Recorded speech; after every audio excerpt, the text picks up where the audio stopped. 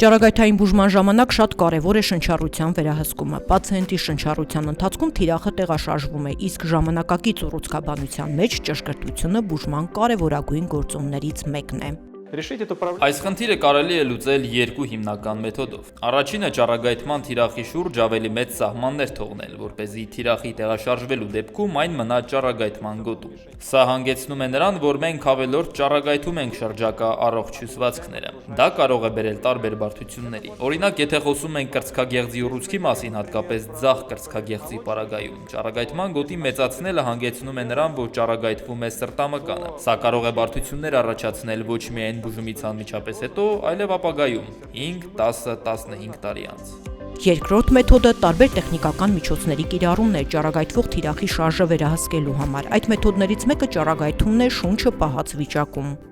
Во время проведения лучевой терапии мы временно просим пациента вдохнуть. Ճառագայթային թերապիայի ընթացքում մենք խնդրում ենք պացիենտին ներշնչել եւ կարճ ժամանակով շունչը պահել։ Երբ թիրախն անշարժ է, մենք իրականացնում ենք բուժումը։ Այս մեթոդի ամենաբարդ մասը մի կողմից պացիենտին բացատրելն է, թե ինչ ենք ակնկալում նրանից, իսկ մյուս կողմից ներշնչման խորությունը վերահսկելու տեխնիկական հնարավորության առկայությունն է։ Էրեբունի ճառագայթային թերապիայի կենտրոնում տեղադրված համակարգչային տոմոգրաֆը եւ Վարյան ընկերության գծային արագացուցիչները հագեցած են հատուկ համակարգերով, որոնք թույլ են տալիս լուծել այս խնդիրը։ Բուժումը սկսելուց առաջ պացիենտին արվում է կատետոպոմետրիա շունչը պահած վիճակում եւ ստացված պատկերի հիման վրա կազմվում է բուժման պլանը։ Այնուհետև ճառագայթման սեանսները պացիենտը ստանում է նույն ներշնչման խորության վրա, որի համար կազմվել է բուժման պլանը։ Բժշկական ֆիզիկայի բաժնի վարիչ Սերգեյ Ռուսեցկին ամբողջ գործընթացը ցուցադրում է հատուկ ֆանտոմի վրա, որն օգտագործվում է բուժման պլանի ճշգրտությունը ստուգելու համար։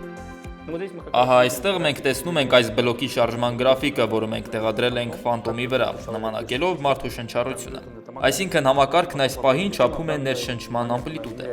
Եթե հիմա անջատենք ֆանտոմը ներշնչման պահին, կստացվի, ոնց որ մարդը շունչը պահել է։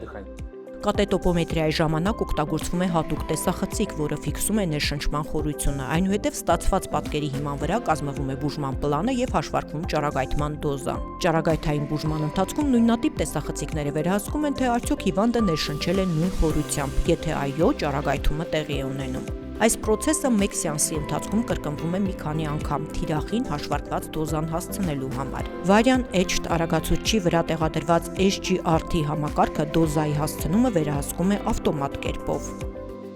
На этом аппарате, Այս ապարատի վրա, երբ տեսախցիկը հայտնաբերում է շնչառության դադարի խորության շեղում, այն ավտոմատ կերպով անջատում է ճառագայթային փունջը հենց այն պահին, երբ շնչառությունը շեղվում է անհրաժեշտ ամպլիտուդից։ Հալսն արագացուցիչի վրա նման համակարգ տեղադրված չէ։ Էրեբունի ռադիոթերապիայի կենտրոնի մասնագետները այն ստեղծել են ինքնուրույն։ взяли камеру. Մենք վերցրել ենք ինֆրակարմիր լուսավորությամբ տեսախցիկ։ Դա ըստ էության սովորական վերահսկողության տեսախցիկ է Wi-Fi մոդուլով։ Մեր գրած ծրագրային ապահովման օգնությամբ այն հետևում է բլոկի դիրքին։ Ցավոք, արագացուցիչն ինքնուրույն չի կարողանում անջատվել, երբ պացիենտի շնչառությունը շեղվում է հաշվարկված ամպլիտուդից։ Ուստի օպերատորներն իրենք են վերահսկում գործընթացը։ Էրեբունի ճառագայթային կենտրոնում շնչառության վերահսկման տեխնոլոգիաների շնորհիվ ճառագայթային թերապիան ավելի ճշգրիտ եւ անվտանգ է պացիենտի համար։ Սա նվազեցնում է բարդությունների ռիսկը եւ բարձրացնում նույնիսկ ամենաբարդ դեպքերի հաջող բուժման հնարավորությունները։